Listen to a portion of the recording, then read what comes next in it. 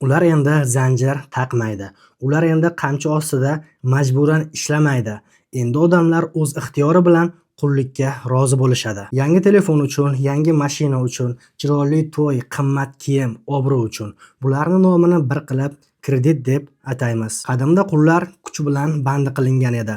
Bugun esa odamlar kredit bilan bandi qilinmoqda. Bu zamonaviy qullik. Bugungi kunda O'zbekistonda kredit olish hayotning ajralmas qismiga aylanib qoldi. Deyarli har bir oila, har bir inson biron bir maqsad bilan bank eshigidan kiradi. Kimdir telefon olish uchun, kimdir avtomobil, kimdir uy-joy ta'miri uchun, hatto kimdir to'y o'tkazish uchun ham kredit oladi. Lekin ko'pchilik bir narsani tushunmayapti.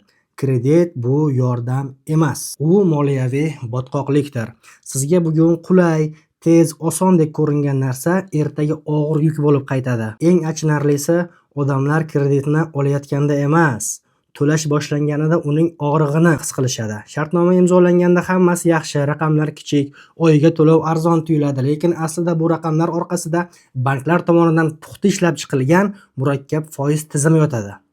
Odamlar foiz stavkasi 25 degan so'zni eshitadi, lekin bu oddiy foiz emas, bu murakkab foiz. Murakkab foiz shuni anglatadiki, bank sizdan nafaqat asosiy qarz uchun emas, balki avvalgi oylarda hisoblangan foiz uchun ham yana foiz oladi. Ya'ni siz har oy nafaqat qarzni, balki uning ustiga qo'shilgan yangi qarzni ham to'laysiz. Shu sababli siz 10 million so'm deb olgan kreditingizni 25% bilan 12,5 million so'm emas, 15, 16 va ba'zida hatto 18 million so'm qilib qaytarasiz. Shartnomada bu aniq yozilgan, lekin hech kim tushuntirib bermaydi. Nega? Chunki bu bank uchun foydali. Tijorat banklari odamlarning moliyaviy savodxonligi pastligini juda yaxshi bilishadi. Ular biladiki, aholining katta qismi, hatto oliy ma'lumotli insonlar ham foiz tizimi, kredit hisob-kitoblari yoki yillik stavka qanday ishlashini yaxshi tushunishmaydi. Bank esa aynan shundan foydalanadi. Siz shartnomani o'qimaysiz, faqat oyiga shunchadan to'laysiz degan gapni eshitasiz va imzo chekasiz. Ana shunda siz moliyaviy qullikka kirgan bo'lasiz. Aytaylik, sizning oyligingiz 4 million so'm. Siz oyiga 2 million so'm to'lovli kredit oldingiz. Dastlab hammasi yaxshi, to'layapsiz vaqtida, hammasi nazoratda, ammo hayotda kutilmagan holatlar ko'p. Ish joyingiz o'zgaradi, kasallik chiqadi, xarajatlar birdaniga oshib ketadi, kutilmagan xarajatlar kelib qoladi. Bir oy kechiksangiz jarima boshlanadi. Bank sizni kechiktirdingiz deb ogohlantiradi. Jarima ustiga foiz, foiz ustiga jarima qo'shadi. Natijada qarz miqdori yana ham ko'tarilib ketadi. Siz esa asta-sekinlik bilan moliyaviy qullikka kirib borasiz. Shuni bilish kerakki, bu jarayon tasodif emas. Bu tizim shunda yaratilgan. Banklarning maqsadi sizni yordam bilan emas, majburiyat bilan bog'lashdir.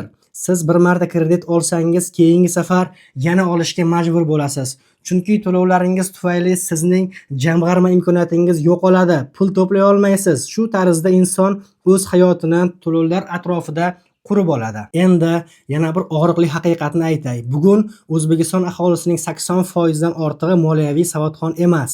Ularning ko'pchiligi kredit shartnomasidagi murakkab foiz nima deganini ham bilmaydi. Hatto kredit berayotgan bank xodimining ham ko'pchiligi bu formula qanday ishlashini tushunmaydi, tushuntirib bera olmaydi. Bu esa jamiyat miqyosida katta muammoga aylangan. Chunki kredit bu shunchaki pul emas, bu kelajakdagi daromadingizga solingan soliqdir. Diniy nuqtai nazardan ham bu masala og'ir. Islomda ribo, ya'ni foizli qarz mutlaq haromdir. Chunki bu zulm. Bir tomon foyda ko'radi, ikkinchi tomon zarar ko'radi.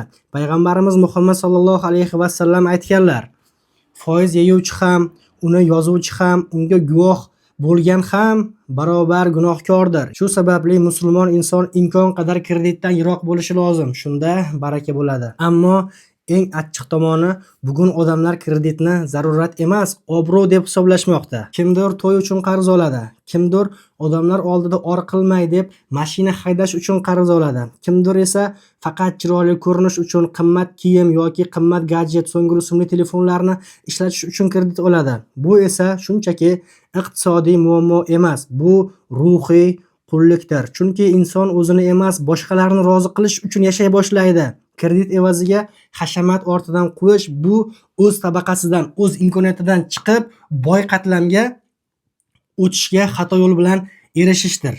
Bu urinish esa juda ham katta xato. Aslida bu yo'l insonni tepaga emas, pastga qarab itaradi. Chunki bu jarayon sizni moliyaviy erkin emas, qarzga qaram insonga aylantirib qo'yadi. Men yuqorida qisqacha aytganimdek, odamlar uylanish uchun, mashina haydash uchun, hatto chiroyli kiyinish uchun ham kredit olishmoqda. Bu esa haqiqiy jinnilikdir. Ha, bu haqiqatdan ham jinnilik. Chunki inson o'z hayotini ko'rinish uchun qurmasligi kerak. Boshqalarni, begonalarni rozi qilish uchun, ularga yaxshi ko'rinish uchun qurmasligi kerak. Chin boylik bu sizni pulingiz yoki haydayotgan mashinangiz, qimmat telefon, qimmat kiyimingiz emas. Haqiqiy boylik halovatdir, tinchlikdir, xotirjamlikdir, sog'liqdir. Salomat bo'ling.